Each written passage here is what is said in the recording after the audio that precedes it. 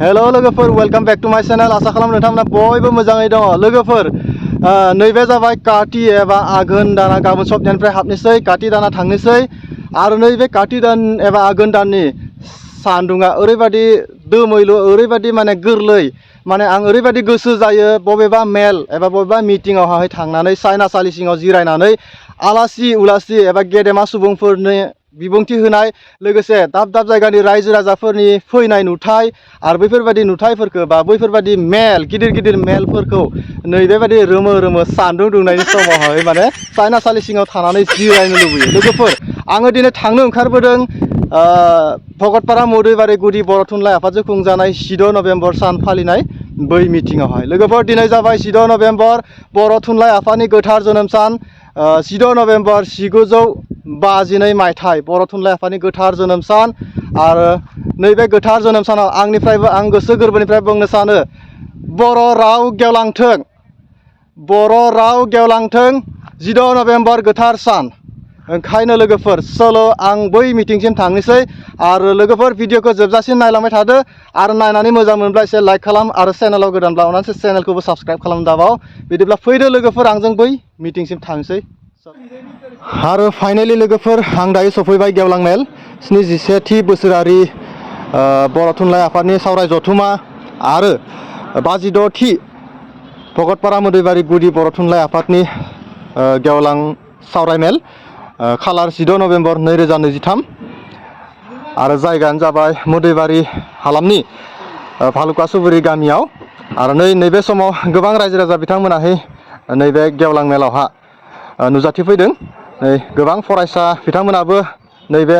सावराय मेलावहा नुजाथिफैदों आरो लोगोसे आंबो दान्दिसे सम नुजाथिहैनानै जोबोद गोजोननाय मोनबाय आरो गोबां मानसि दुमसि नैबे मेलावहा नुजाथिफैनायखौ नुनानै गोसोआ एसे स्रां मोनबाय आरो नैबे समावहाय सासे आलासि बिथाङाहाय बिबुंथि होगासिनो दं आरो नै आरो लोगोफोर नैबे समाव आङो बांद्राय खोथा बुङा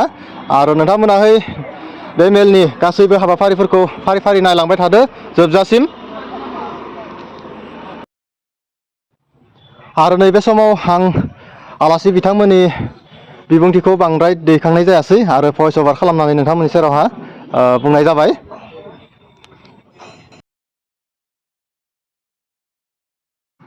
आरो गाहाय आलासि बिथाङाहाय नैबे समाव गोबां माने बेसेन गोसा बिबुंथि होलांबाय आरो जोबोद मोजां मोजां बिबुंथिखौ होदोंमोन आरो आं भइस अभार खालामनानै नोंथांमोननि सेराव भिडिअखौ दिन्थिनाय जाबाय बिबुंथिनि भइसखौ एसे खमायनानैहाय होनाय जाबाय आरो बिथां गाहाय आलासिया जोबोद मोजां बिबुंथि होदों जायफोर खोथाखौ जों मिथिफेराखैमोन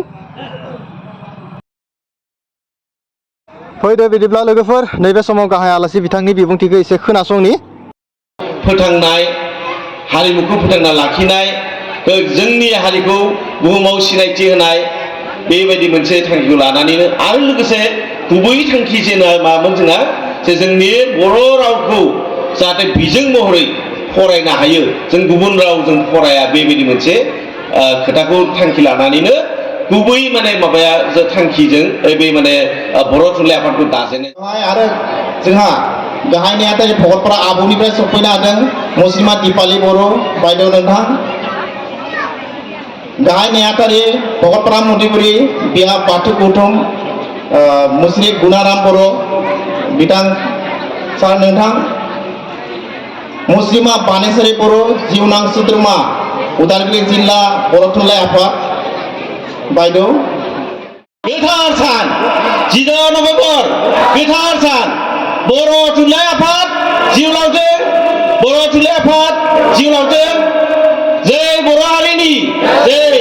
जय बर' हारिनि जय बर' राव गेवलांथों बर' राव साबायखर खुलुमनाय आरो बे जाबाय थुलुंगा खुगा लाइसि थुलुंगा खुगा लाइसि आरो बे भगतपारा मदैबारि गुदि बर' थुनलाइ आफादनि बानजायनायावनो सुजुनाय थुलुंगा खुगा लाइसि आरो नैबे समाव आङो सायनासालि सिङाव जिरायनानै एसे गेदेमा बिथांमोननि बिबुंथिखौ खोनासंदोंमोन आरो जोबोद मोजां मोजां बिबुंथि होदोंमोन गेदेमा आलासि बिथांमोनाहाय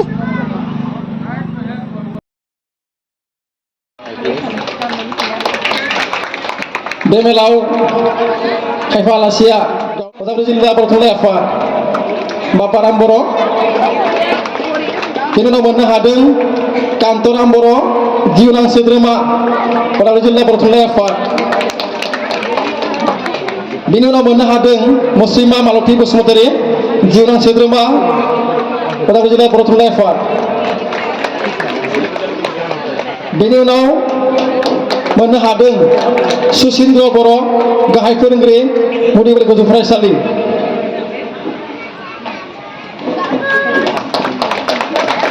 बेनि उनाव मोननो हादों प्रमिला दैमारि, गाहाय नेहाद फोरोंगिरि मुदिगुरि गेजेर फरायसालि।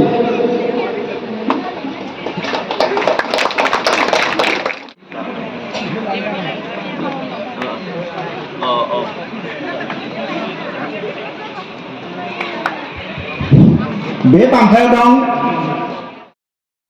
आरो बे फारसेथिं जिरायनाय गासैबो 2022 मायथाइयाव SLC आनजादाव उथ्रिसार जानो हानाय फरायसा बिथांमोन।